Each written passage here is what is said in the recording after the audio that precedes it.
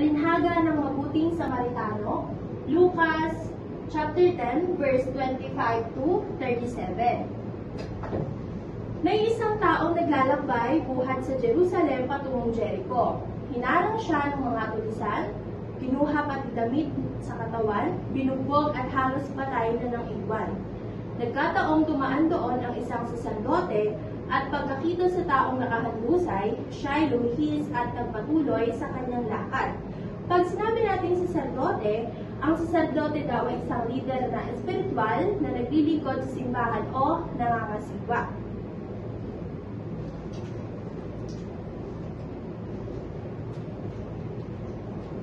At sumunod na nangyari, dumaan din ang isang levita, ngunit nang makita niya ang taong binugbog, lumihis ito at nagpatuloy sa kanyang lakad. Ang levita ay kilala bilang ang lipi ni Levi. At ang sumunod na nangyari, may isang Samaritano naglalakbay na napadaan doon at nakita niya ang biktima at siya ay natapad.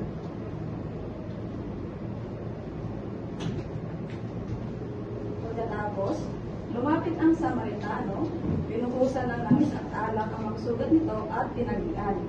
Saka sinakay ang tao sa kanyang sinasakyang hayop, dinala sa bahay panuluyan at doon inalagaan. Kinabukasan, dumukot ang isang Samaritano ng 2 denaryo o 2 salabing pilak at ibinigay sa may-ari ng bahay panuluyan. At sinabi na alagaan mo siya at kung magkano man ang kakulangan niya ay babayaran ko sa ating pagbalik. At narito naman ang mga aral na makukuha sa talinhaga ng mabuting Samaritano. Una, ang tunay na pagmamahal sa kapwa ay hindi pinipili. Hindi mahalaga ang relihiyon, lahi, o estado sa buhay. Dapat tayong tumulong sa mga nangangailangan. Ikalawa, ang awa at habag ay dapat ipakita sa gawa, hindi lang sa salita. Ang pari at levita ay may kaalaman sa kautusan, ngunit hindi nila ito sinabuhay.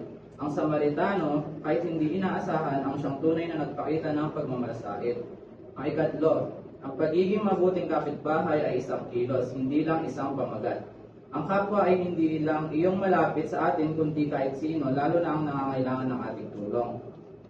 Panghuli, ang pagmamahal sa Diyos ay makikita sa pagmamahal natin sa iba. Hindi sapat ang pagsunod sa utos kung hindi natin ito isinasabuhay sa paikitungo sa ibang kapwa. Mga layuning pagpagturo. Ito yung mga halimbawa ng layuning pagpagturo. Cognitive na layunin. Ang napili naming topic sa ESP ay pagdama sa damdamin ng iba. May papaliwanag ang kahalagahan ng pag-unawa ng damdamin ng iba sa pakikipag-ugnayan. Mahalaga daw yung pag-unawa sa damdamin ng iba para daw magkaroon ng maayos na pakikipag-ugnayan at nakakatulong ito upang mas maging mabuti at mas maunawain tayong tao sa ating kapwa-tao. Para naman sa Samaritano, ito ay galing sa talinhaga ng mabuting Samaritano at ang layunin dito ay maipapaliwanag ang kahalagahan ng pakikiramay at pag-unawa sa kapwa. Mahalaga ang pakikiramay at pag-unawa sa kapwa dahil nagpapakita ito ng malasakit at kabutihang loob. Natutulungan natin ang iba at napapalakas ang koneksyon sa ating paligid. Para naman sa effective na layunin sa topic ng ESP na pagmamahal sa kapwa na mayroong pagdama sa damdamin ng iba, may sabuhan ang bastong pagmamahal sa kapwa na mayroong pagdama sa damdamin ng iba. Bilang isang tao, mayroon tayong kanya-kanya o iba't ibang pananampalataya o paniniwala. Ngunit isa lamang yung katuturan nito. Sa tingin nyo ano yun? Ito ay yung pagmamahal sa kapwa. At ang mabuting pakikipagkapwa ay isang ugali na makita sa mga Pilipino. Sa ating mga Pilipino, ito ay ang kaugaliang ating nakita, naramdaman at naipapamahagi mula noon hanggang ngayon. At mahalaga na hindi lang natin basta alam o napag-aaralan yung pagmamahal sa kapwa at pagdama sa damdamin ng iba. Bagkus kailangan din natin maisabuhay kung ano ba yung napag-aaralan natin na kung paano natin sila mamahalin. Ano ba ang mga halimbawa nun? Na ipamamalas natin ito sa pamamagitan ng pagkaibigan, pagtulong sa mga nangangailangan, pagtulong sa mga nasalanta, at sa mga marami pang ibang bagay.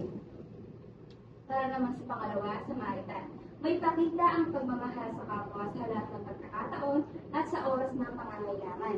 Ang layon na ito ay para maituro sa mga bata ang pagpapakita ng malasakit, pag-unawa, pagmamahal at kabaitan sa ibang tao sa anumang sitwasyon, lalo na sa isang krisis o kapag may nangangailangan ng tulong.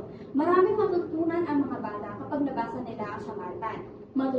Matututo sila makipagkapwa, tumulong ng walang kapalit, so habang bata pa lamang sila, nauhubog na ang kanilang kabutiang asa. Paano po ay dumako sa psychomotor na layunin? Sa ESP, maipakita o maisagawa ang tamang ekspresyon at kilos na nararamdaman.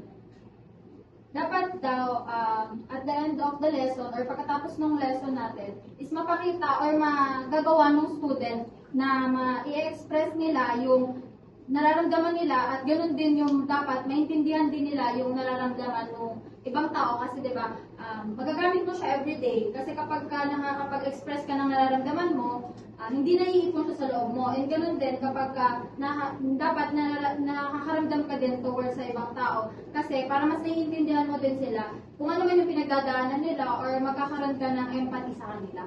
At susunod naman sa Samaritano, maipakita at maisagawa ang kahalagahan ng pagiging mabuting tao sa kapwa.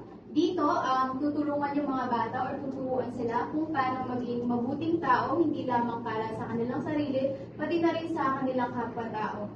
Dito, may papakita nila kung paano yung kahalagahan ng pagtulong, hindi lamang sa kanilang nasasakupan o sa kanilang pamilya, pati na rin sa ibang tao. At dito po nagtatapos ang aming presentasyon. Maraming salamat po sa pakikinig.